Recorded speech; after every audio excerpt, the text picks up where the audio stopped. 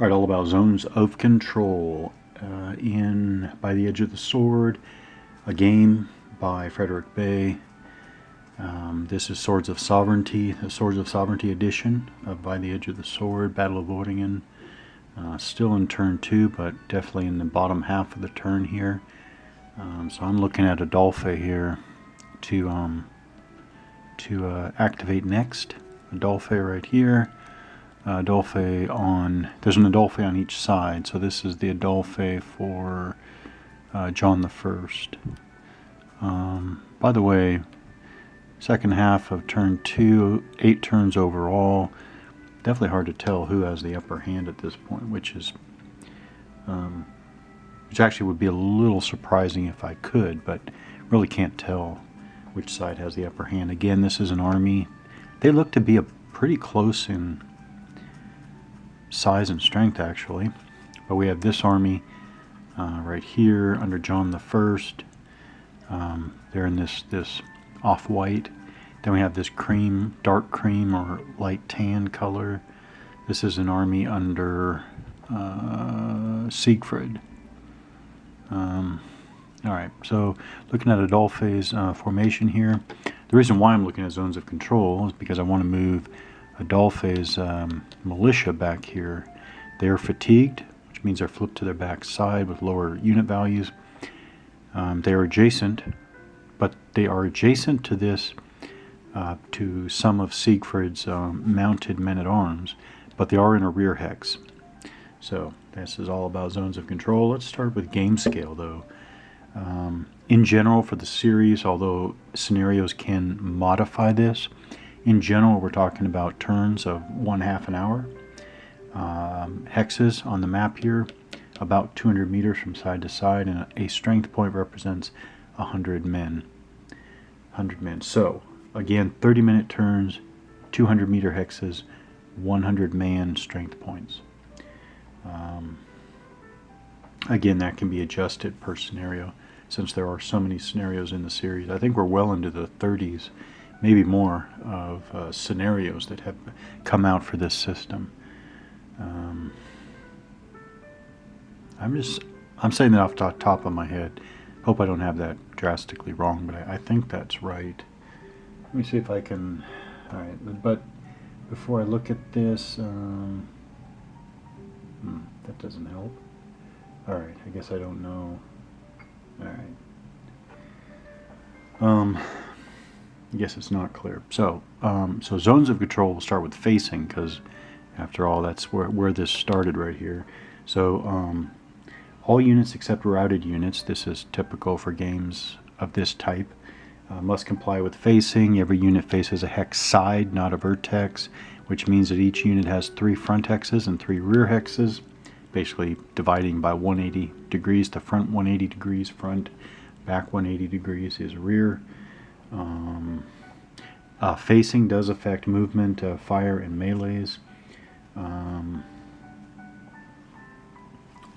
I should say, actually, infantry and cavalry are the ones that have 3 front and 3 rear. Actually, artillery have 1 front hexes and 5 rear hexes.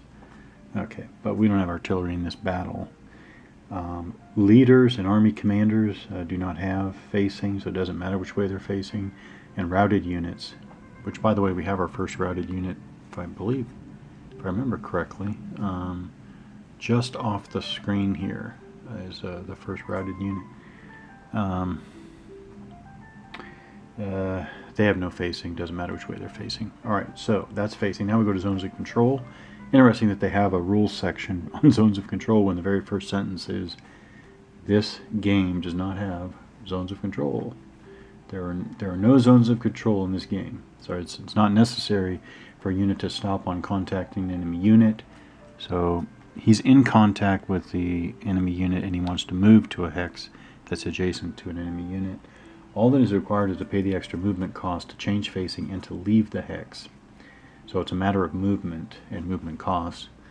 It's always possible during movement or as a result of a melee to enter or retreat into the front hex of an enemy unit, even when leaving the front hex of an enemy unit. There is an extra movement point cost to do so. So again, it is a function of movement. So we go to Rules section 8 for movement. So we have movement in general. Change of facing. Actually, he's not changing face. My militia unit isn't changing facing here. So then what is he considered to be doing? What is he? I mean, what is he doing? Movement can only be made through one of the unit's 3 front hexes.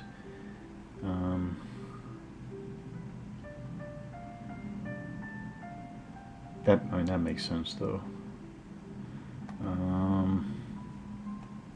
He's not okay. So a unit. Oh, maybe it's disengagement and retreat. A unit or leader located in one of the front hexes. He's not located in one of the front hexes. Located in one of the rear hexes. So a unit or a leader located in one of the front hexes of an enemy unit must spend 1 extra movement point to leave the hex, in addition to any cause for changing. A unit can always, whether adjacent to an enemy unit or not, retreat 1 hex while retaining its original facing.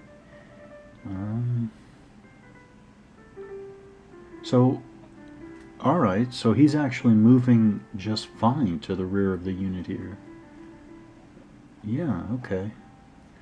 I guess I was thinking too much about lower scale games, so it doesn't make any difference. So he's going to go 1.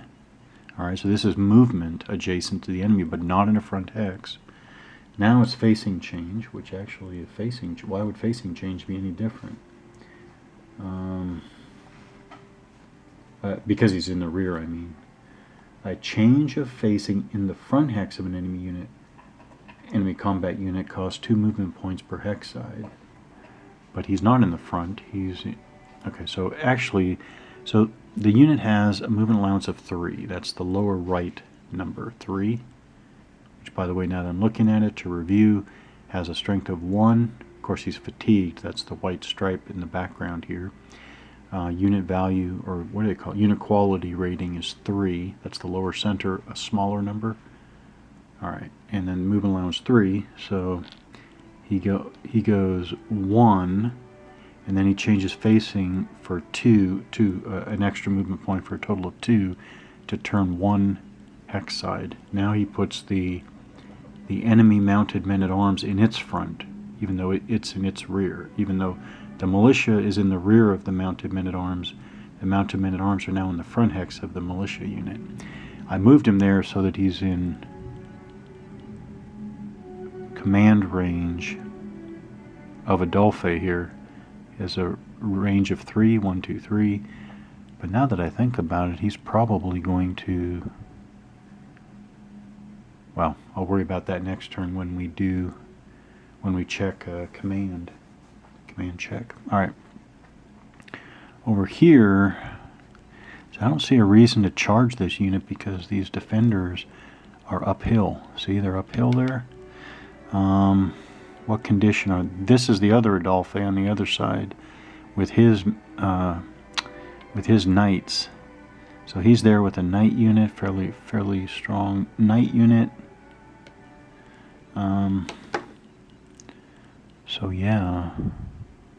So I just want Adolphe to melee the enemy here because they are discouraged and fatigued. So movement, non-command, and discouraged. Yeah, but those are Adolphe's units. They're in the front hex of the enemy though, so... Well, in any case, we go in order, right? Movement of units that are in command and the leader. Then we go ranged fire, then declaration of melees. So I do want to declare a melee here. So I grab a melee counter. And I'm now starting to put it on the target like that. Oriented for the attacker. Or center mass of multiple attackers. So Adolphe and his knights, yep. Strength 4, quality 6, very good unit. They're going to melee these defenders. Which, by the way, I don't think there's any retreat before melee, which is interesting. Alright, we'll do this melee next time.